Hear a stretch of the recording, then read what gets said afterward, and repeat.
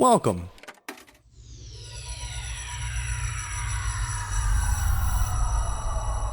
to Arcade Audio. Dilettante Ball. I am Johnny. I am Spencer. Here on Dilettante Ball, we go on Wikipedia. We click random article. And we talk about it. Yeah, we do. All from sunny, beautiful Glen, Michigan. This is the second of two episodes that we are recording here in Memorial Day weekend, Michigan town. I think that's the real name. Yeah.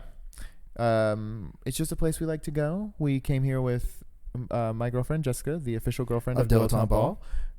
Friend of the show, Patrick Bodenhausen, and friend of the show's wife, Ashley Bodenhausen. And then me. Yeah, I said we. We. It It was great. Well, it still is great. It's sad that it's like winding down, though. Yeah, it is winding down. But we still got another batch of hot dogs to cook. Yeah, some we do. s'mores, some ghost stories to tell. Yeah. A puzzle to make. We did a pretty piss poor job on that puzzle. We have really shit the bed on this puzzle. This is the third time we've been here. Every time we've done a puzzle. This puzzle was fucking hard. Yeah. Like usually by this point, we're done. We're like, should we take it apart and do it again? Right. And all we've done is the border for this. And we got it this morning, and it's our last day. It's gonna be a late night. Usually we've done 1,000-piece puzzles. This is a 1,500-piece puzzle. We just got too big for our britches. Yeah. And like the whole puzzle is basically just moss. Yeah. So it's like, fuck.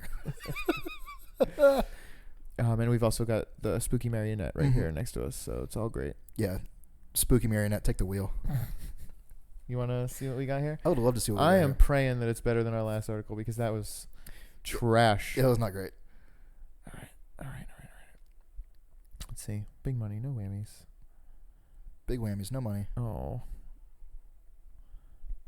boy. Whoa. This is maybe takes the new medal for most specific. Yeah, this is still going to be bad, but it's a cool title. Colin McCool with the Australian cricket team in England in 1948. Amazing. That's so amazing. Colin McCool already, that's not that's real. My son's name. Isn't it crazy how cool is a slang term that's been around absolutely forever? Yeah. And it's never going anywhere. And it never will go anywhere. Yeah. It's crazy. Every other slang word, nobody says the bomb anymore. Nobody Yeah. says something's boss. Nobody says it's groovy or... Although I think groovy is kind of sticking around a little bit in like a fun way. Sometimes. Yeah. I would say shit's raw though. Well, like, yeah, for that's sure. But you remember when people in the 90s in like elementary school would be like, that's bad. Yeah, I kind of started saying it again. It's pretty cool. I think I told you this before, but I remember being in a Rhino video games in like 96, and these like 3 high school kids were wearing like big Jinkos and like ball chain collars. We're looking at a copy of like Blast Core or something like that, some game for the N64, and they're like, this game's fat. Yeah. And I remember just being like, yeah, fat. Damn. Yeah. Yeah, cool is great. Cool's cool, dude. At a certain point, will that not be slang anymore? Will it just be like... It already feels like it's not. Right. And like people use it like, oh, cool. Yeah. Like, are you going to be there? Yeah, I'll be there. All right, cool. We cool? Yeah, we cool. Colin McCool was a member of Donald Bradman's famous Australian cricket team, which toured England in 1948. Bradman's men were undefeated in their 34 matches, and this unprecedented feat by a test side touring England earned them the sobriquet. Sobriquet? What is that? I believe it just means it's a fancy word for name. That's what it sounds like. The Invincibles. This is interesting. Okay, so they're unbreakable. A frontline leg spinner and middle order batsman. Okay. Off the rails. Cricket is absolutely insane. It's wild. Yeah. Especially because like I guarantee everything they're saying you could put into like baseball terms and you'd be like, oh yeah, of course. No, you can't. No, Cricket's... Have you ever watched cricket? But I mean, like for the most part, like right there, it's like, oh yeah, the batter is is the wicket man. The sticky wicket. He's got a sticky wicket. Right. He's got a lobbies. He's got to run the lobbies. You gotta be careful not to tumble down the stone step.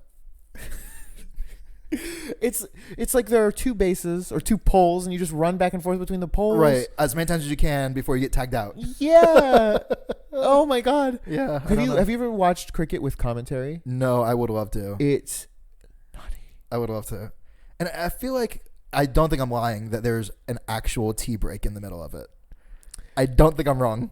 I don't know, but like there's no way there isn't. There's like a halftime, but they call it like tea time. It's really interesting that we're basically the only former colony that doesn't that isn't really into cricket. Yeah, like everyone else is like It's obsessed. like with Australia, India. It. Yeah, India's huge with Yeah, cricket. yeah. And we just we were like, Were we- no, we'll make baseball. You guys can fuck off. We'll do hand egg. Did cricket start before or like after we left? Maybe, probably not. Well, maybe. Yeah, baseball maybe. started in like 17 or 1800s. Yeah. Is Canada into cricket? I don't know. If there are any Canadians out there listening and you're into cricket, tweet us at Dilettante Ball. First of all, DILETTANTEBALL. Hashtag sticky wicket. Yeah, Is that a real thing? It feels like a real thing. bit of a sticky wicket. I don't know. I feel like Canada's really interesting because they have the English influence, but they also have the American influence, and then their own stuff too. Like and the French stuff. Yeah, true. It's quite the melange. Yeah, it's certainly a mise en place.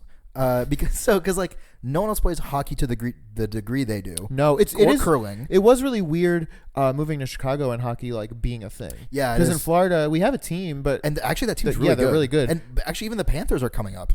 But it's fully not a thing in Florida. Nobody gives a rat's ass about hockey. And then in Chicago, it's like It's people a are big deal. into hockey. Yeah, but yeah, and then they have football leagues, and I think they have basketball And baseball. Yeah, right. Yeah, definitely baseball. Yeah. I've seen a Blue Jays game. Yeah. Of the 2 games I've seen, one of them was a Blue Jays game, and yeah, and then like English stuff too, probably soccer. I bet.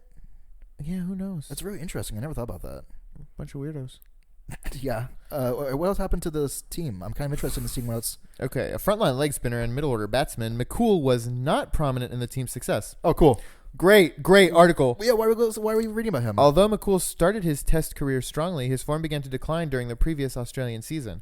After starting the tour in Bradman's first choice team, a bloodied callus on his spinning finger troubled McCool. Obviously, an Englishman wrote this. Oi! I got a bloody callus on my spinning finger. I can't play cricket.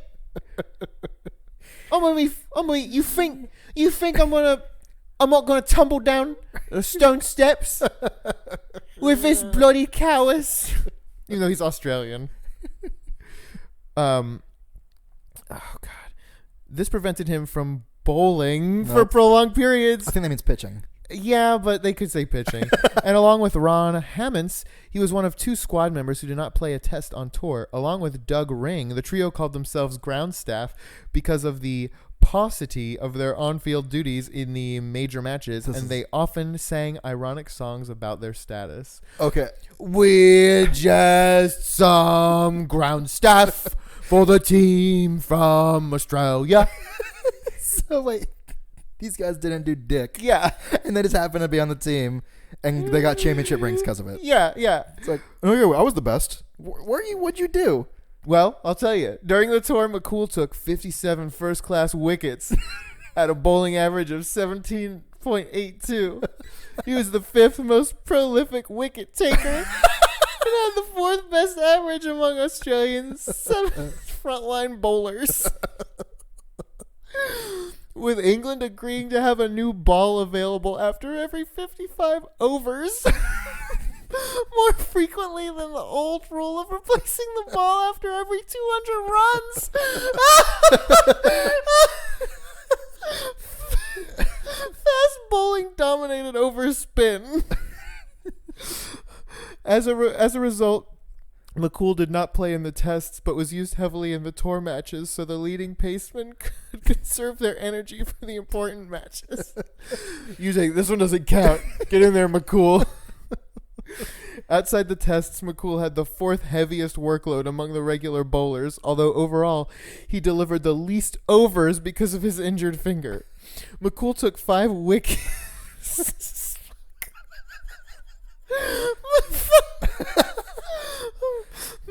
McCool took 5 wickets in an inning 3 times. His best return being 7 over 78 against Cambridge University. I'm reading all real words. I know. And I love that there's like 5 English people listening right now that are like, You why are you motherfuckers. This is the craziest article. Yeah, you don't understand how crazy this is. Although McCool also played as a frontline batsman during his career, his performance during the tour were far below his usual standards, scoring only 306 runs at a batting average of 20.40 with 3 half-centuries. However, he remained prominent with his fielding, taking 20 catches in 17 matches. That sounds like nothing. That's one catch a match. What is that? Must mean. So he was valuable, but didn't do anything. Yeah, I have no idea. This is like a long article. The lengthiest article ever. This is crazy. I have no idea. Cricket. And how do you have like batting average makes sense because it's like a number divided by another number. Like how do you 20? Yeah, 20.40 right. batting Like average. that means he hit. I don't even know what that means. Well, his full name, Colin Leslie McCool, Mm. born December 9th, 1916, Paddington, New South Wales, Australia. Died April 5th, 1986, age 69, in Concord, New South Wales, Australia. Didn't make it that far. Batting style, right-hand batsman. Bowling style, right arm leg spin. Role, all-rounder. National side, Australia. Competition, first class. Matches, 17. Oh, this is tour statistics. Runs scored, 306. Batting average, 20.4. 100s over 50s. Negative. This is the important part. Negative over 3. Or Wow. dash over 3. That's great. Top score, 76. Balls bowled, 2,398. Wickets, 57. Bowling average, 17.82. 5 wickets in innings, 3. 10 wickets in match, none. Best bowling, 7 over 78. Catches / stumpings, 20 over 0, baby. That's where you cut a guy's leg off. I feel like Cricket's the silliest sport of all time. yeah. Like So if many- Monty Python invented a sport, it'd be cricket. So many British words just sound so cutesy. Yeah, they really do. It's like It's adorable. it's not a trunk, it's a boot. Yeah. Oh, just a little wicket. Yeah. It's not a semi-truck. My little wicket. It's a lorry. It's a lorry. It's cold out. I need my jumper so I can jump in the cold and be safe and warm. Did I tell you? I probably did. I was in England in like some hostel, and I was just like in the common room by myself, just reading a book, and like a cleaning guy came in, and this is when I found out that like every British person is hilarious because just some random janitor guy came in, and was like, "Oh, sorry, I didn't want to disturb you," and I was like, "Oh no, it's fine, I'm just reading." He's like, "Oh well, in that case, I'll bang some pots and pans around." I was like, That's the God best. damn it, man, it's so funny. And like that's not like his job was just to like clean. He could have been. He's funnier than anyone I've ever met doing improv. Yeah, that's you know, awesome. The in the new Harry Potter movie that's coming out, Like the Fantastic Beasts and Where to Find Them. yes, It takes place in Fantastic America. Four and Where to Find Them. Yeah. The bargain bin. Wow. The Americans call Muggles no-maj, Right. which feels so much more American because Muggles. It sounds harsher. Yeah, like, oh, you're a fucking no-maj. Yeah. Oh, It's almost like a slur. Americans would not say Muggle. It's too Like a muggle. a Muggle, a little Muggle. Oh, look at a little Muggle. It's too cutesy. It's just too dang cutesy. Yeah.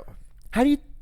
Like I know, like if you were like driving your car and someone was using the crosswalk appropriately and safely, but Yeah. you didn't see them, and you had to slam on your brakes because you weren't paying attention. Fucking You no-maj. no-maj. Yeah. I don't know why I'm driving a car if I'm a wizard, but I don't know. it's a flying car. It's a Ford Anglia flying around.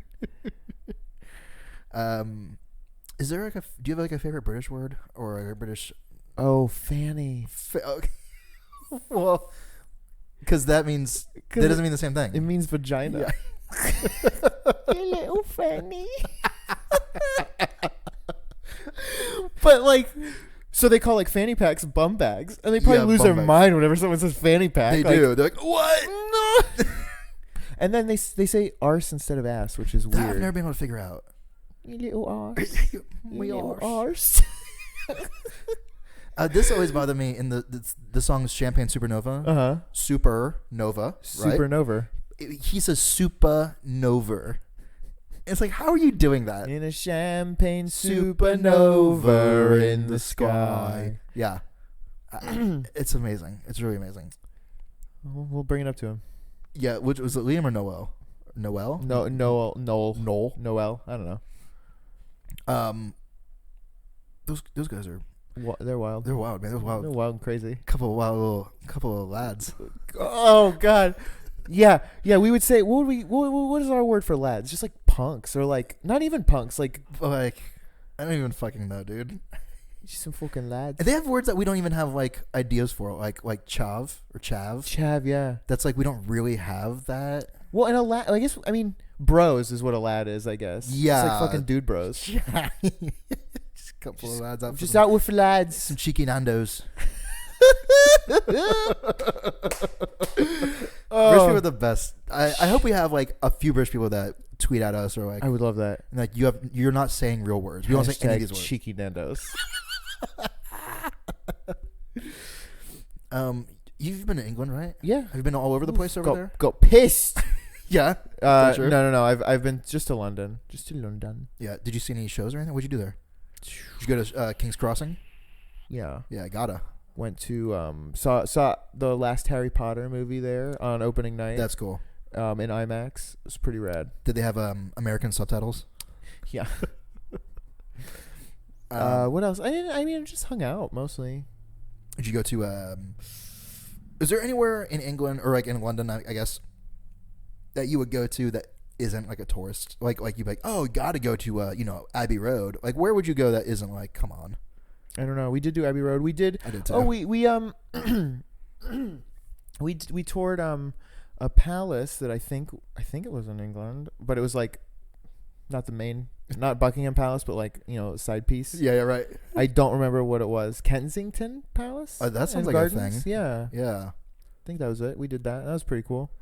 I couldn't when I was in Scotland. I didn't understand anybody at all, and it was bizarre because everyone's supposedly speaking English.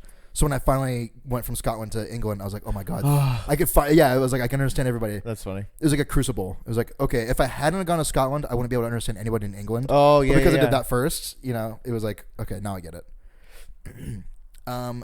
They have like West End is there in England, in London particularly. Mm-hmm.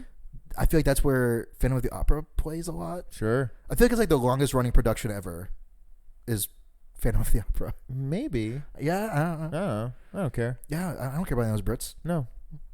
I just care about me and my lads. Me and me lads. Going out for a cuppa. What?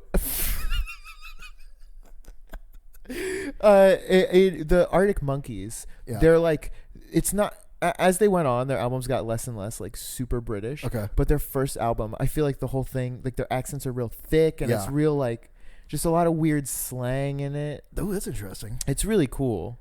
And then it just got diluted over the like. I guess, or I mean, they also grew up, and it was the first album was very much like a lad. Okay. It was, that wasn't whatever people say I am. Yeah. That's what I'm not. Yeah. It's just all about like lads going out partying, like for real. It's real great. And like Kate Nash, she's super like into that. Just like when she sings, her accent comes out a lot, which doesn't usually happen. Yeah, usually like everyone just sounds American. Yeah, but it's like like all the Beatles songs more or less. Yeah, with some exceptions, some American. Who's like the most British person of all time? Is it Nigel Thornberry from that show?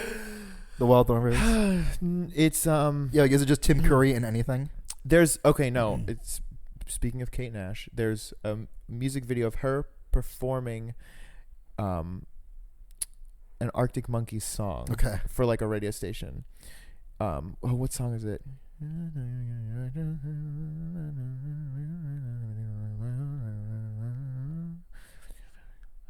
Best you ever had? Is that what it's called? The best you ever had was just a memory.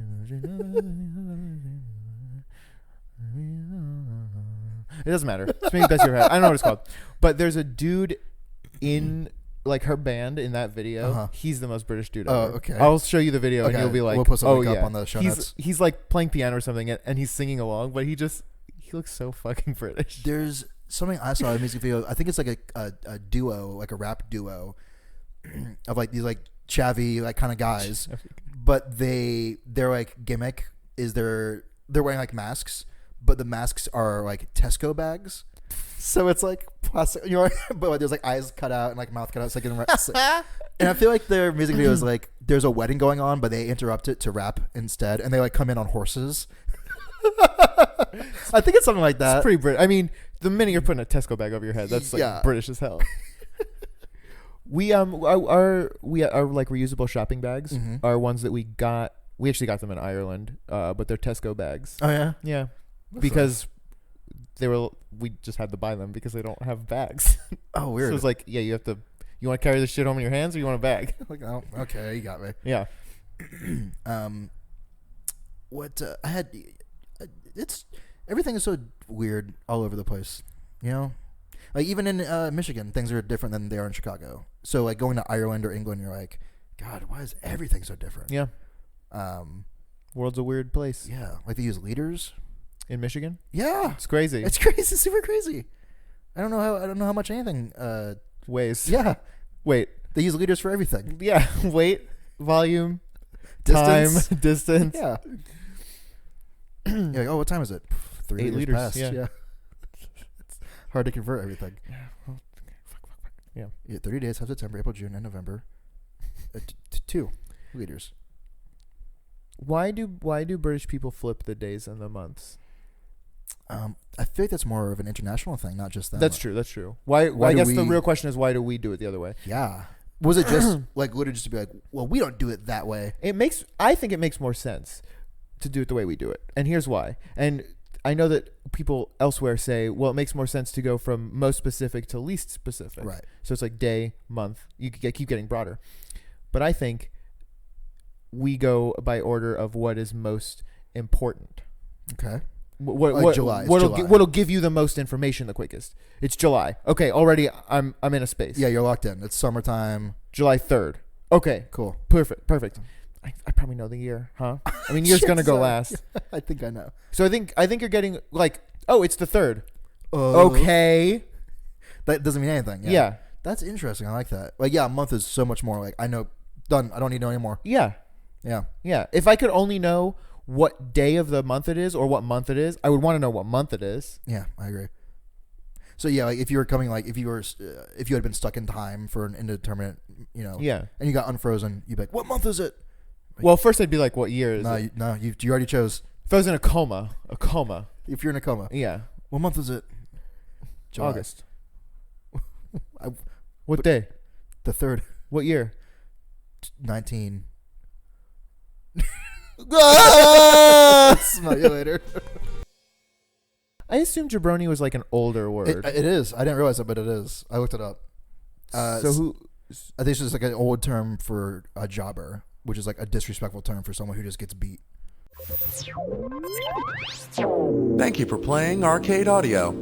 Play more at arcadeaudio.net.